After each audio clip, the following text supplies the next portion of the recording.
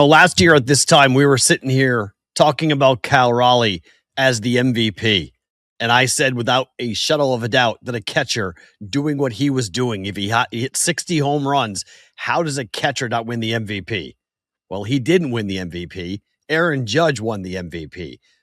But this year, Cal Raleigh, you can make the case, is the worst hitter in Major League Baseball. What happened to Cal Raleigh? We'll talk to Jesse Merrick from the Silver and Black Sports Network today as well, talking about the Raiders in camp. How does Mendoza look? How does the offense look under new head coach Clint Kubiak?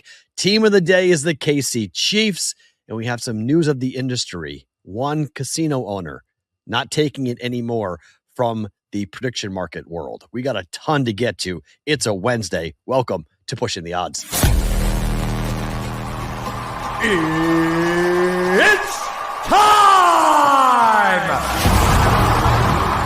And now, introducing your host, fighting out of Las Vegas, Nevada, by way of Boston, Massachusetts, presenting live from the world-famous Las Vegas Strip. It's Pushing the Odds. For guys like me, Las Vegas washes away your sins. It's like a morality car wash.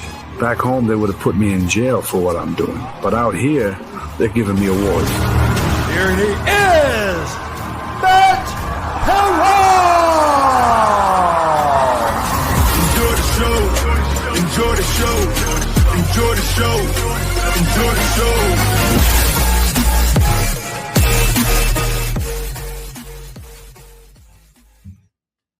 What's up, guys? How are you? Welcome into a Wednesday episode of Pushing the Odds with Matt Perrault, being brought to you by our friends at Betcris Arizona. We are loaded today. We'll talk baseball in the opening line with Cal Raleigh, who I don't know what happened to that cat. The idea that this guy could have one of the, or if the biggest single season, year-to-year collapse in the history of Major League Baseball is currently on the table. The Mariners are under 500, and the Mariners' offense was bad anyway.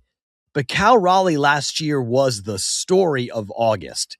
We spent the entire month talking about his home run numbers, his RBIs, WAR versus defense, the productivity of Aaron Judge, his outfield play versus behind the dish and catching 150, 155 games. What's that like on the body versus a guy playing in the outfield?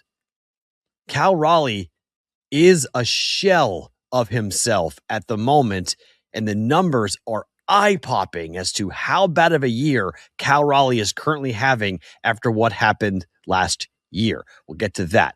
We will talk to Jesse Merrick from the Silver and Black Sports Network in Las Vegas about what's going on with the Raiders.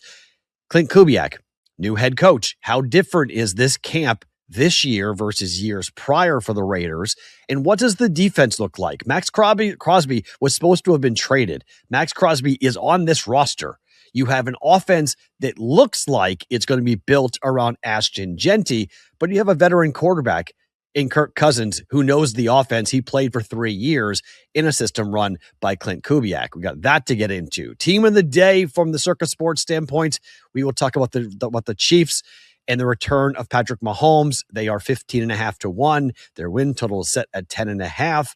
Their schedule, the division, we'll get into all that. And then a couple of news of the industry stories.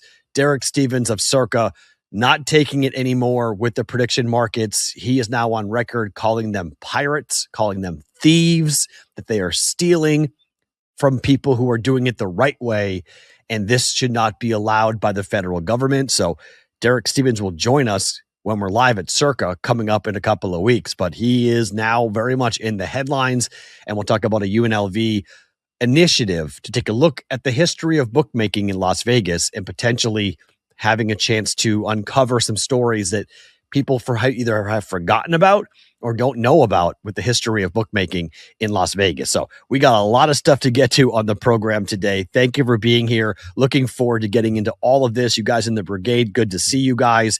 I will tell you how many contestants are left, by the way, for the circa million contest to be paired up with me. But first, let's start the show like we do every day with the opening line.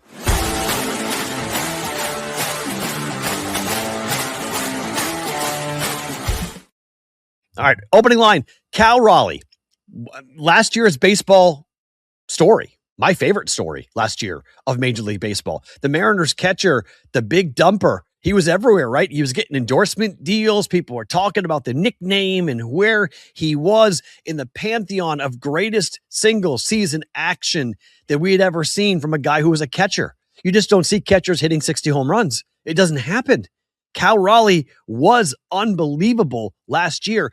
But if you look at Saquon Barkley and what he did when he ran for 2,000 yards, and then the next year being nowhere near as productive, it really feels like all those innings and all that time he spent at the plate last year has come back to bite Cal Raleigh in a big, big way. Because the Mariners are 56-64. They're out of the postseason at the moment. But the numbers for Cal Raleigh are absolutely eye-popping when you stop and go, wait, what the heck happened? Last year, he had one of the greatest offensive years we've ever seen. He had a 948 on-base plus slugging. He was fourth in all of baseball. This year, it's 564. 564. He is dead last among 165 hitters that have had at least 350 plate appearances here in Major League Baseball. You can make the case that he is the worst hitter, day-to-day, everyday player at the dish in Major League Baseball. He hit 60 home runs last year. He is on pace to hit 17. He had 125 RBIs last year. He has 43, and it's August the 12th. You come in second behind Aaron Judge for the MVP. This guy, you can make a case, shouldn't be playing baseball right now for the Mariners. He's been so bad. This could go down as the single greatest collapse year to year in Major League Baseball history. Hack Wilson did this, where the Cubs investigated him for what he was doing at late night hours because he was so bad. 95 years ago, Wilson had just 13 home runs after hitting 56 and winning the MVP the year prior. But even Wilson's OPS the following year was nearly 800. Cal Raleigh is not going to get to 600 from an OPS perspective. We don't know if the Mariners are doing some type of negotiation for Cal Raleigh, but they might need to do some type of negotiation for Cal Raleigh as to what happened to a guy who was one of the most feared hitters in the game. And now he is an absolute puppet compared to what he once was. We're not in the steroid era. You know, the Brady Anderson conversation, if you're my age, we always use the word Brady. Brady Anderson became the guy that we talked about with the Orioles a lot, where he was the dude that had a crazy year, hit 50 some odd home runs, and then disappeared and wasn't really part of any major conversations around home run power hitting ever again. But we're not in the steroid era. We have the most aggressive steroid testing in Major League Baseball history. We've never had like this before. We've never had players be tested as regularly, that the overall system is robust to catch those who are using any type of PED in Major League Baseball. So he was tested a ton last year. I don't know what he's being tested at all this year, but why would you test him this year? He's going to hit 17 home runs, maybe. It's hard to imagine how many injuries he played through last year. It's hard to imagine how many different shots he was taking or what he did to play last year, because he may have sacrificed the rest of his career to go for one historic run. And to be honest, I'm not so sure it was a bad move to do it. I mean, Cal Raleigh was an ascending player. He had potential. For me, Ohtani is the MVP, even if he pitches 15 games a year and that's it. The guy's the best hitter in baseball, or one of them, and pitches, even if it's 15 games a year and he's great, sign me up. I think he still wins, but I think I like the other investments there. Yeah, I would say we're in total agreement on this. Ohtani's going to win the award, but that doesn't mean that A, he's a good investment at this point, and B, another player isn't a good investment. Pro Baseball Today, only on SportsGrid. What Michigan have to play versus Penn State is insane. Like, instead of Big Ten teams worrying about SEC and all that, like, Michigan fans should not be happy about what Matt Campbell gets to walk into. James Franklin's got to be kicking himself. Penn State do not play Oregon, Indiana, or Ohio State. They avoided the entire Big Three of the it's incredible. In-game live, only on SportsGrid. You know, the dark days are ahead for the Warriors. And when Curry and Kerr and Draymond all leave, what are we going to be looking at that franchise that has been a mainstay of the NBA, you know, the face of the NBA and NBA playoffs for so long? Where are they going to be? So I see no issue with them bringing Draymond back. Why not? You have one last go at things with the trio that they still have there. But I see this as a very long season. Game time decisions, only on SportsGrid. Just can't win the big game. He can't get us in the big game. Well, we got to let him go now because we're tired. We'll keep the quarterback. So, you know what I've been saying? Okay, you kept the quarterback. Guess what? Mr. Lamar Jackson, it's on you now. Hey, it's on you. Absolutely. Right? It's on Lamar. It is. It is totally on him now and the new coaching staff there. Outspoken with Dan Cilio, only on SportsGrid. This could go down as the single greatest collapse year to year in Major League Baseball history. Hack Wilson did this, where the Cubs investigated him for what he was doing at late night hours because he was so bad. 95 years ago, Wilson had just 13 home runs after hitting 56 and winning the MVP the year prior. But even Wilson's OPS the following year was nearly 800. Cal Raleigh is not going to get to 600 from an OPS perspective. We don't know if the Mariners are doing some type of negotiation for Cal Raleigh, but they might need to do some type of negotiation for Cal Raleigh as to what happened to a guy who was one of the most feared hitters in the game. And now he is an absolute puppet compared to what he once was. We're not in the steroid era. You know, the Brady Anderson conversation, if you're my age, we always use the word Brady. Brady Anderson became the guy that we talked about with the Orioles a lot, where he was the dude that had a crazy year, hit 50 some odd home runs, and then disappeared and wasn't really part of any major conversations around home run power hitting ever again. But we're not in the steroid era. We have the most aggressive steroid testing in Major League Baseball history. We've never had like this before. We've never had players be tested as regularly, that the overall system is robust to catch those who are using any type of PED in Major League Baseball. So he was tested a ton last year. I don't know what he's being tested at all if this year, but why would you test him this year? He's going to hit 17 home runs, maybe. It's hard to imagine how many injuries he played through last year. It's hard to imagine how many different shots he was taking or what he did to play last year, because he may have sacrificed the rest of his career to go for one historic run. And to be honest, I'm not so sure it was a bad move to do it. I mean, Cal Raleigh was an ascending player. He had potential, but he was not a household name. I mean, you go by a baseball fan to the Big Dumper, they know who you're talking about. It's not some like random guy. They're like, oh, Cal Raleigh, catcher for the Mariners. He became a household name with baseball people last year because 60 home runs for a catcher is ridiculous.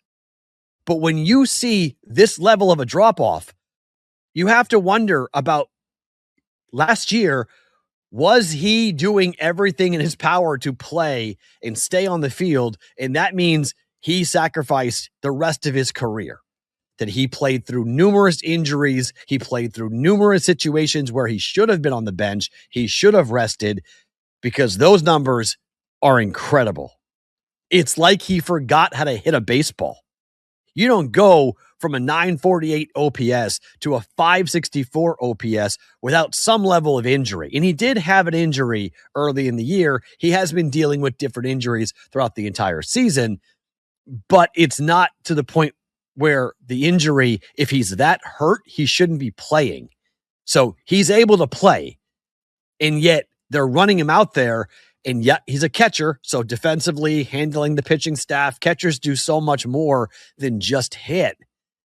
But you could make the case that this guy shouldn't be hitting. This guy shouldn't be playing because he is such a detriment to them. He's such a problem at the plate. He is, by the numbers, the worst hitter in the game after being the best catcher and one of the best catchers offensively that we've ever seen. So if you're a Mariners fan, I'm not telling you anything you haven't seen before. And I'm sure there's going to be numerous people, if you want to defend Cal Raleigh and say, look, he went after it. He gave us a ton. We're now going to tip our cap to him. But he went 0 for 9 in the World Baseball Classic. And then in May, he went 0 for 38 over a stretch in May. Then he had an oblique injury, and he was on the IL for a month. And he came back in June, and he can't make contact. His hard hit rate has dropped all the way down to 34.5%. And normally, this is a guy who did not strike out. He strikes out now at a 32% clip. I mean, that's obscene for a guy who had a good eye, who kept himself away from swinging at bad pitches. Raleigh, after the game yesterday, went 0 for 4. They lost to the Yankees. He said, quote, "It starts with me. I'm awful. It is what it is." Last year, Cal Raleigh was the 7th player in Major League Baseball history to hit 60 home runs and lead the American League in RBIs with 125. He had a 7.2 WAR last year. Aaron Judge was 9.7. That's why he won the MVP. This year, it's negative. He has a negative 0.4 WAR, win above replacement. He is a half a loss for the Mariners. He's worth a half a loss. When he plays, he's worth a half of a loss. You don't see that for MVP candidates with how bad Cal Raleigh has been. Does he turn it around? I don't know how. Maybe next year. Maybe he bounces back. But it looks like a guy could have sacrificed his entire rest of his career for what happened in 2025. And to be honest, I don't even hate it. If he did it, I don't even hate it because he had a historic year. He had an unbelievable run, and he is known. People will talk about him. They'll talk about watching Cal Raleigh in Seattle for a long period of time. I think he got robbed. I think he was the MVP. He should have been the MVP. Didn't win it. Came in a close second behind Aaron Judge. But going after it, I don't mind it. I really don't. I don't think he'll ever be the same player. I hope I'm wrong. But watching him this year, after what happened in years prior, not good for the Mariners and not good for Cal Raleigh. All right, let's switch gears. Let's talk some football. It's training camp. We did the Cardinals on Monday. Let's do the Raiders today. We have a new head coach. We have a new quarterback, and we have a new draft pick at the top in Fernando Mendoza. To talk about it, he is Jesse Merrick from the Silver and Black Sports Network joining us here on Pushing the Odds. What's up, my friend? Good to see you. What's up, man? Good to see you. All right, so let's talk camp to camp. You've covered a bunch of these for the Raiders. With a lot of coaches, too. It's true. Crazy. Does it feel different with Clint Kubiak? Is there anything that you can sense around camp that feels like, this is just different with this guy? Yeah, and I always put this caveat on this because I get asked this question a lot. Like, it's looked different every year, and we always say, like, man, this just looks different. And so it's like that's like the media's favorite word to say about the Raiders every year. So I always make sure I say that because fans have cooked us over the years. Like, oh, you said it looked different last year. I'm like, well, it did. It just didn't work out. But with Kubiak, like, the thing that really sticks out is he is just very businesslike. And you kind of see that when you hear him talk, whether it's with reporters, the podium, whatever the heck it is.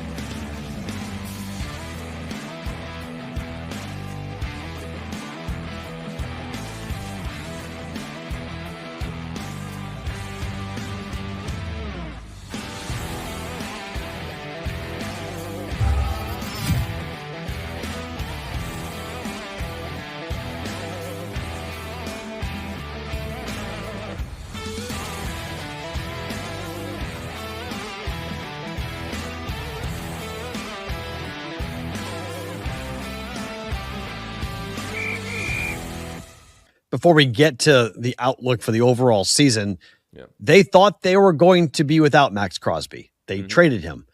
He failed the physical and came back. Has there been any fallout? Is there a change? Is Max talking to the media? Is he still getting the same treatment that he got where the Raiders protected him like crazy and not having him do press or talk to anybody? Is it different with Max back, or is it same old, same old? Oh, same old right now. We're talking to him. We talked to him on day one of practice, if I remember right. And so, they kind of go through the car wash of each guy as they schedule out who talks when. It'll be interesting to see when the season rolls around if we talk to Max. Often in the locker room, he wouldn't talk to us because he wants to lean on his podcast and deliver the messaging that way, which I totally get. Don't love it, but I totally get. A lot of guys want to do that. We'd love to hear from the superstar of the Raiders each and every week. And he does make himself available sometimes, but not at the consistency I think that we all probably hoped that he would. But again, leaning on that. Having said that, he's been Mr. Raider. He's been carrying the flag. He's been saying all the right things, doing all the right things. He looks like the Max Crosby of old. Obviously, I know we'll get to what happened at practice not too long ago between him and Kirk Cousins, but this is a guy that, is constantly out there when they're in pads, wrecking practice. When they're not in pads, which puts the offensive line at a disadvantage, so I always take this with a grain of salt. But when they're not in pads, he's out there running around guys nonstop, always in the backfield for tackles for losses, everything like that. And you can just see that he frustrates opposing offenses, particularly the Raiders throughout camp and everything. And if you guys have been watching Hard Knocks too, you see it's a thing up there in Seattle as well. They're dealing with it with Derek Hall going after the quarterback. So Max is wired the same way in terms of that. And I'm fascinated to watch to see how this whole thing plays out. I personally don't think the trade stuff is done. I think we're going to hear more rumors about it all. I think things are going to be floated around there. But for now, he's a Raider, and I hate putting that back out there because I don't like being the guy that stokes the flames on that. But my gut feeling just says that's going to heat up at some point. When, I don't know. But I would imagine during the year after he's had some time to play a bit and stir up more oh, hey, Max is still Max. He's still that guy, and teams are going to be interested in him. Excuse me. Is Dallas the most likely destination for him if he does get moved? It feels like Jerry Jones, that's a Dallas-type move to go get a guy like that? Because it feels right now teams are kind of set. I know New England, they need an edge rusher. Other teams as well are looking at pass rushing as an issue with either injury or just lack of depth for their rosters heading into the season. But the Raiders are you think they are not going to keep him? You think that he could be shipped out? I think they want to keep him, but I think teams are going to call. And if the offer gets good enough, it might be the thing where you look at where this team is at and they just can't resist it. Now, I don't know if it's going to be 2 first-round picks again. Who knows? But it may be a first-round pick and a player that's good enough for them to be like, we can also build around this guy. Teams that make sense, Dallas makes sense. I look at San Fran and I look at Philly as well. Those are the 3 teams that would be like top of the list for me. I think that would make the most sense. But again, I don't want to hold my breath because this could run all the way to the trade deadline, and because then we won't have a real answer until then, and then it starts back up again in the offseason and all of that. But I want to make it clear, though, Max is saying all the right things, has said he wants to be here, and has put that on display with his actions out on the field as well. I'm just hesitant because, again, I know that phone's going to be ringing, especially when people start seeing what he can do when he gets back out on the field and everything like that. All right. I don't know if you were there or not, but what the hell happened between Max Crosby and Kirk Cousins? Because you don't normally see your star defensive player and your starting quarterback get tossed and then get held out of camp the next day for fighting. So I was there, and it was kind of a buildup. And I go back first to the first day of training camp when we talked to Kirk Cousins. There was a joking back and forth between him and the media of Max Crosby. Because look, he's known to agitate at practice, to get a little too close to the quarterback and all that stuff. And Kirk made a comment that was I just hope that he respects the red jersey, and we all laughed it off and joked about it and everything. And then obviously this transpires. And so that day, Kirk was looking downfield. Don't remember the receiver that he was looking for, but was looking for a receiver. And on the throw, Max must have hit his arm or something, and it got picked by Jeremy Chin. And Kirk was kind of pointing to his arm and was kind of jawing back and forth with Max from a distance. And Max put his hands up, was like, hey, my bad, hand to the chest. He was like, mea culpa, that's on me. And so it was like, okay, it's squashed, whatever. Then later in practice, it was a 2-minute situation, which is what they always end with at practice. It looked like he hit Kirk's arm again, or maybe on the follow through was a bit too close. I don't know for sure because they were down the field a bit from us. But all of a sudden, you just see Kirk run over, get in his face. And obviously, Max is going to get back in his face, little pushing and shoving, and then, sidelines clear and everything. They get separated. But it was a heated affair for sure. No punches thrown or anything like that as far as I know. But just jawing each other, pushing and whatnot. And then Kirk got hot after that in the 2-minute drill, let him down the field. They were, I think, in a situation where they were down 1, the offense was, with 1:30 to play. I think he strung together 4 straight completions, and then they kicked the field goal to win in that situation. But yeah, so Kirk was chopping, was chipping a little chippy with him that day. And it was funny because then, again, like you said, Kubiak holds him out the next day of practice. They're there for individual, but not team. But then when Kirk and Max were both out there, they were jawing back and forth at practice that day. I believe that was Monday. And Kirk at one point checked to a short play, just hit a wide receiver right on the line, and he took off for a 9-yard gain. And Kirk hit him with you like that? You like 9 yards? You like 9 yards? You like that? He's hit that a handful of times at practice.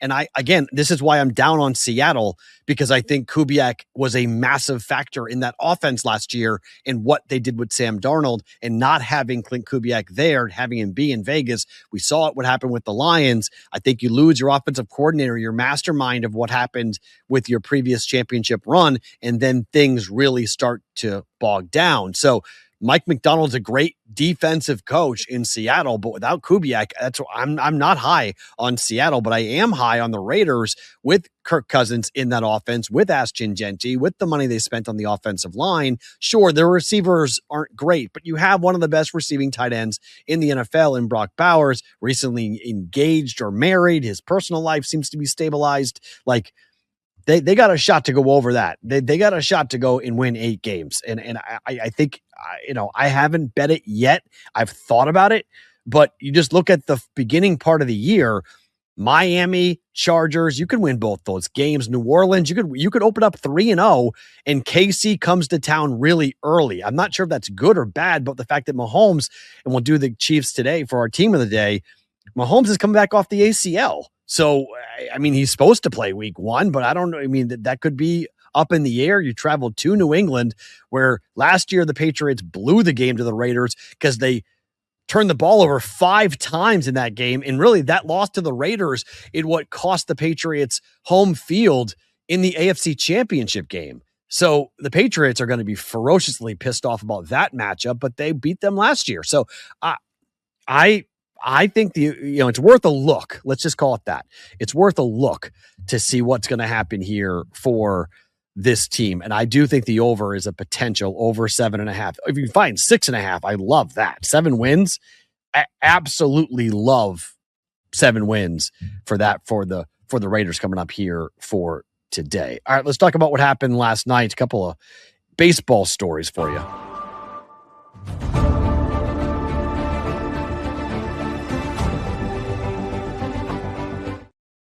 All right, what happened last night? The Red Sox have now lost 4 straight games after being nuclear hot, winning 27 of 30.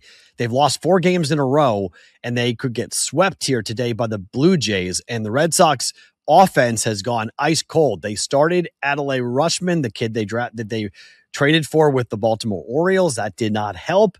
Is it time to worry? Not yet. But when you're that hot, water always seems to find its level. And when you go on a historic run, for the Red Sox to come back down to earth, it's highly likely, being as good as they were in July, they could very easily be just as bad in August. Like, it's possible. So let's see how it goes. I don't think it's time to worry yet, but this team was really bad in April and in May, and then became historically good in July. Who are they? I don't think we know yet. Some combination of the team in April and the team in July. Some combination.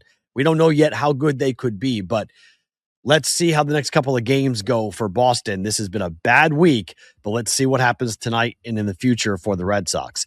The Padres are all of a sudden a team that needs to be talked about, and I feel like we haven't talked much about the Padres. They're going for a sweep against the Brewers here today.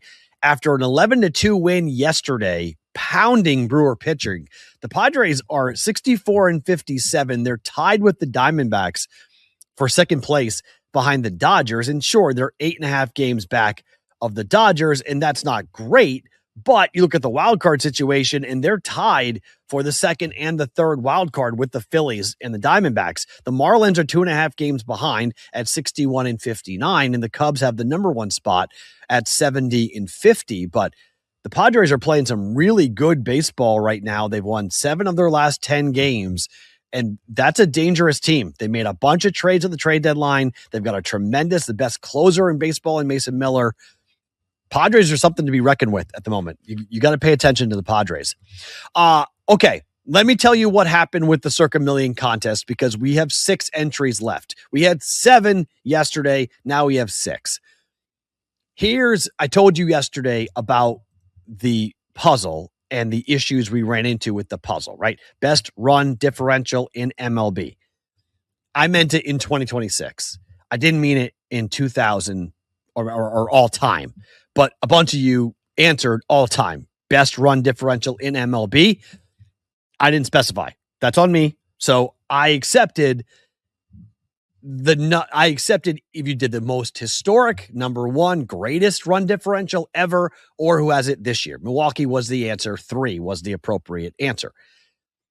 What happened was, and I don't know why, but you know how they say that AI can make mistakes? Well, AI, and we're talking about the 1800s, right? The AI was reporting on my AI, Google, my AI reported one team being the most historic. And then others showed me their AI, and their AI was reporting a different team having the best run differential of all time. So I accepted technically 3 answers. So there are 6 people still left in the contest. Okay. So we lost 1. We're down from 7 to 6. So now we have 6 people left going into the next. There's 2 weeks left before we get to Circa, before we pull a name out of the hat. I will tell you this, the next 2 weeks, I am going to be extremely careful with the puzzle, and there's going to be one right answer, and that is it. And if you have it wrong by even 1 digit, you're out.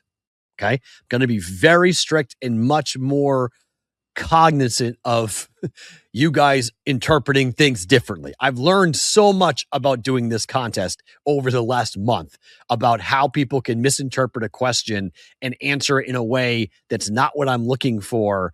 But technically, if you think about it one way, you can kind of understand how they may answer it the way they've answered it. So in the AI world, trying to run a contest that AI cannot solve instantly is not easy. Okay. This has been a trick. And what I've uncovered is that AI does not do great when it comes to the Wheel of Fortune style. And then you make them ask questions afterwards. It's much more complicated. So there may be something like that. There may be a different problem that I may put up. There may be a different trivia question that I paid up. The one that knocked everybody out was the question that couldn't be solved on AI because it was about me.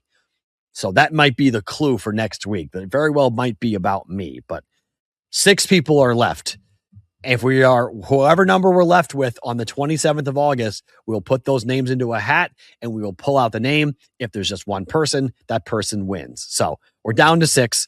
We'll see what happens going forward.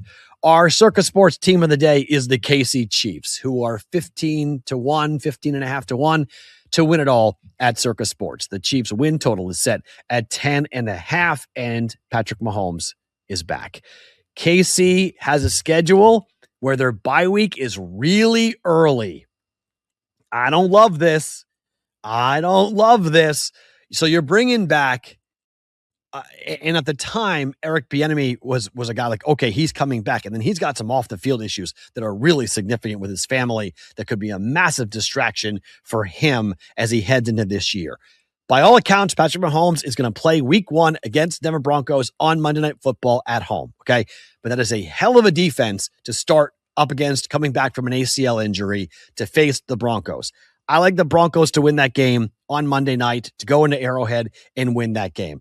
I think the Chiefs will beat Indianapolis in week 2. They'll beat Miami and they'll beat Vegas. They'll be 3-1 when they head to the bye week. After the bye week, those 3 games are ridiculous. The Chargers at home in October is a huge break for the Chargers to not have to play in the heat of Kansas City and not have to play in the cold when it gets really cold in December and January. At Seattle is a barn burner football game for the Seahawks to host the Chiefs.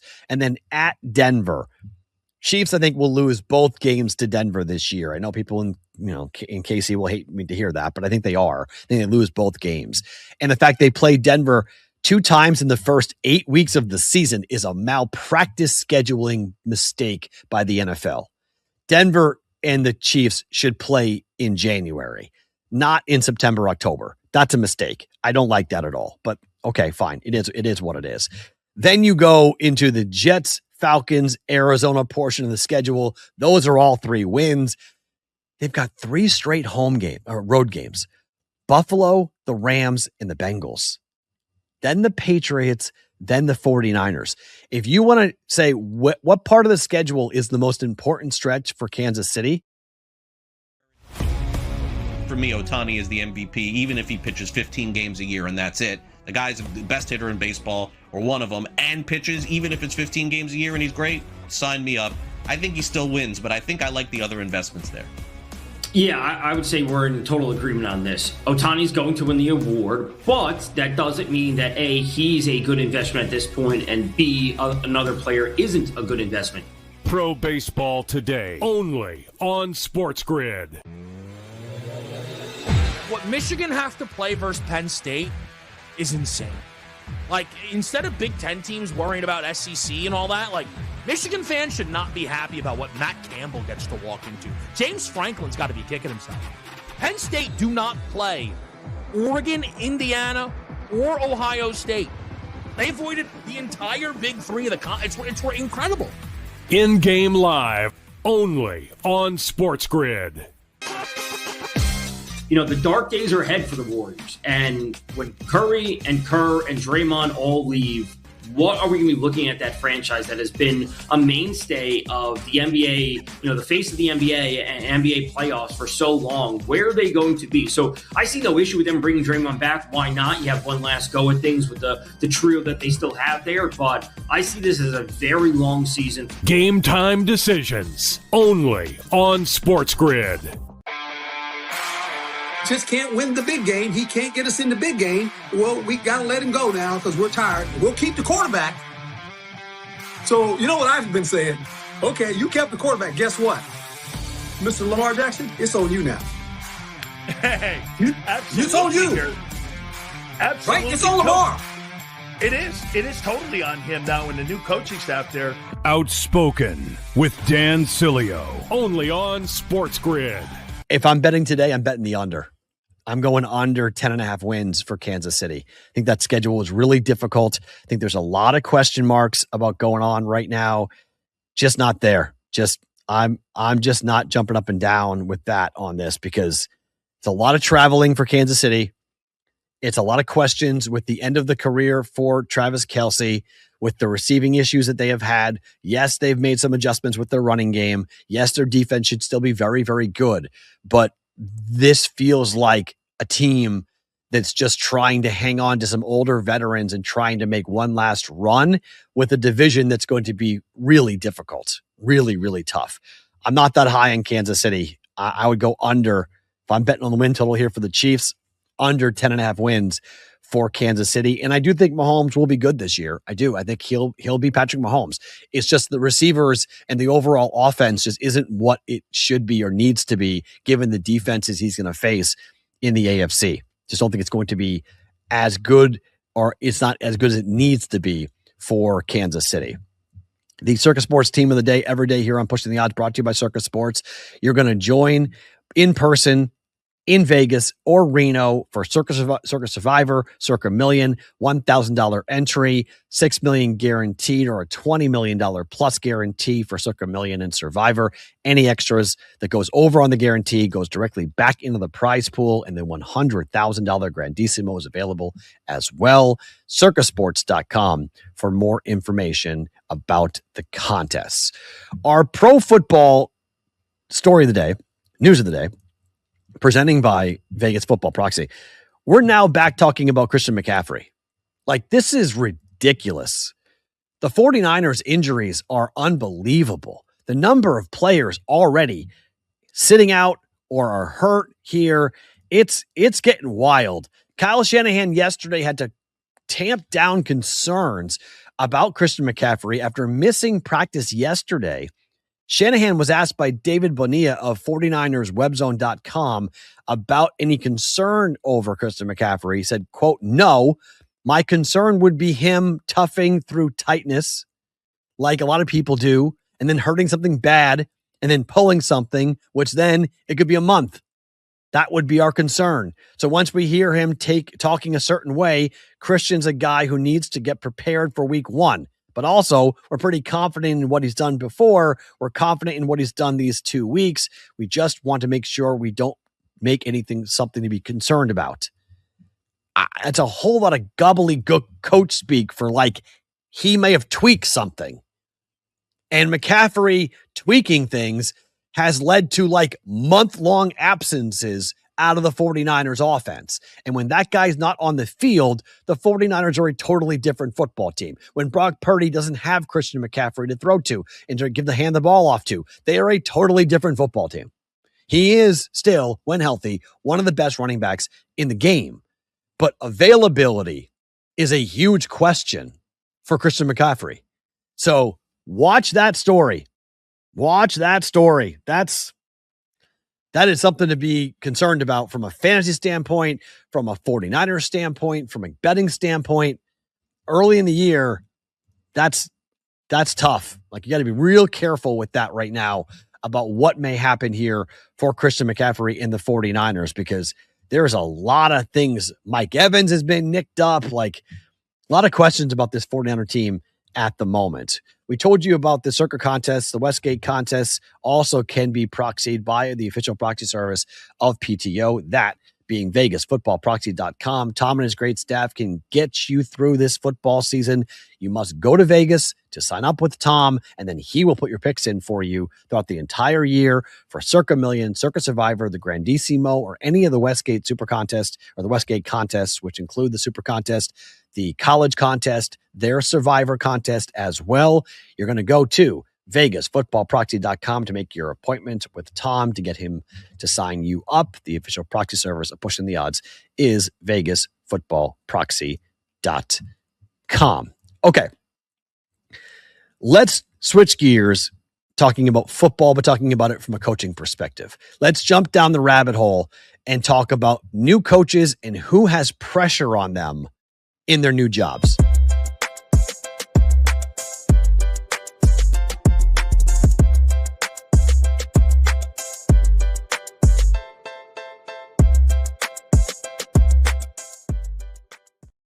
Rabbit Hole is being brought to you by the Rabbit app. Create and share custom sports picks. You set the terms, you set the limits, you call the shots this baseball and football season for college and pro. If you're arguing at a bar, say, fine, let's put it up. Let's have Rabbit dictate it, and they will police your argument. So there's no awkward Venmos, no chasing for your friends.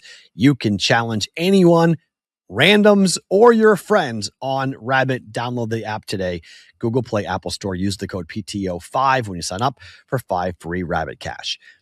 There are a bunch of new coaches in the NFL, first time and in their new jobs, first year in their new positions. Let's talk about some of them. So Mike LaFleur is in Arizona. Kevin Stefanski is in Atlanta. Jesse Minter is with the Ravens. Joe Brady is with the Browns. Clint Kubiak is with the Raiders. Jeff Hafley's with the Dolphins. Mike McCarthy's with the Pittsburgh Steelers. John Harbaugh's with the Giants. And Robert Saleh is with the Tennessee Titans. Let's talk about the Bills for a second and where we are with a team that has an MVP candidate in the prime of his career.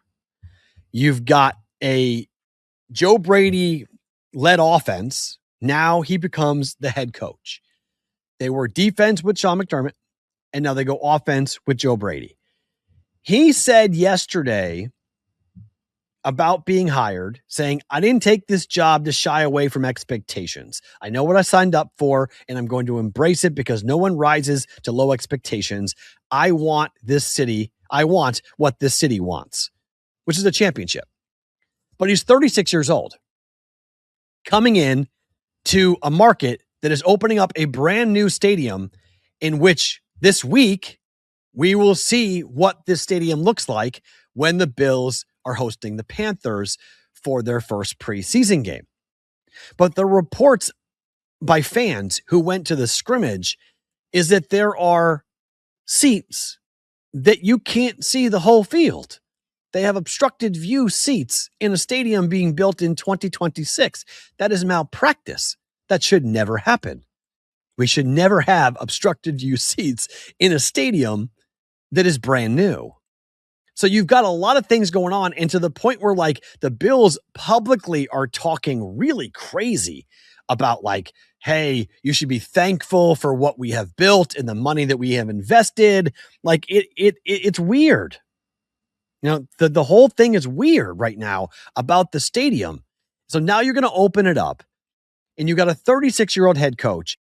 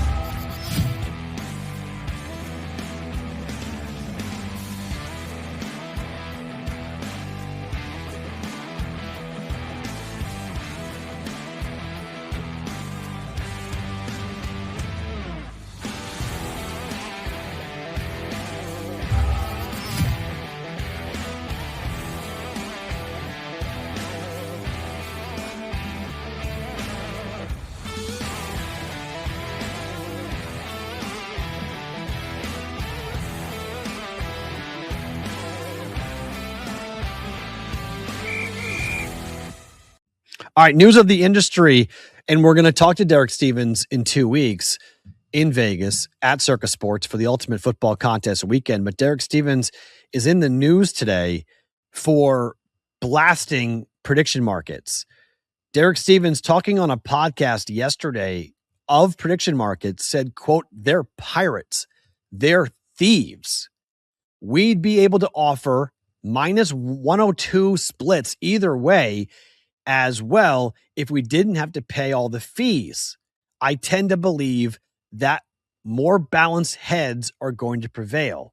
Stevens ticked off a list of fees and tax prediction market and taxes that prediction markets are flouting, including federal sports betting excise tax, state gaming tax, league data fees, and problem gambling funds. Quote, "We're paying all those fees. They don't. Effectively, they're thieves." This is one of the best arguments, I think, from the sportsbook perspective to make publicly, because it's easily understood. A lot of people don't get what prediction markets are. They don't understand sport event contracts and swaps. That stuff's really wonky. Can I bet on the Rockies tonight? Yes or no? Well, yeah, you can at Kalshi. Okay, I get that. I'm betting on the Rockies. But if you come in and say, well, hold on a second, this company is not paying the taxes that other companies are required to pay. I'm not saying everyone will care about that, but I do think there is a section of the sports gambling community that will stop and go, wait, what are you doing? The playing field is not level, that you guys are able to operate in a different way, that you're not paying the same thing that all these sports books are having to pay. And people do have some brand loyalty. I think people who use books like BetCris Arizona or Circus Sports or Prime and other books in different markets that have a reputation, Sport Trade when they were operating, like they have a reputation of taking bets and being public and talking about the industry and being involved in the industry. I think this is a really smart way for Derek Stevens to attack this, and for anybody in the sports gambling world to attack the prediction market folks, saying, look what I pay and look what they pay. And you tell me what they are doing, because I think we all agree that that's sports gambling. It's just by a different name. But by calling it a different name means I can take sports bets in California and Texas and not pay any taxes in California or Texas. Heck, not pay any taxes really at all. I'm paying taxes based upon a commodity swap.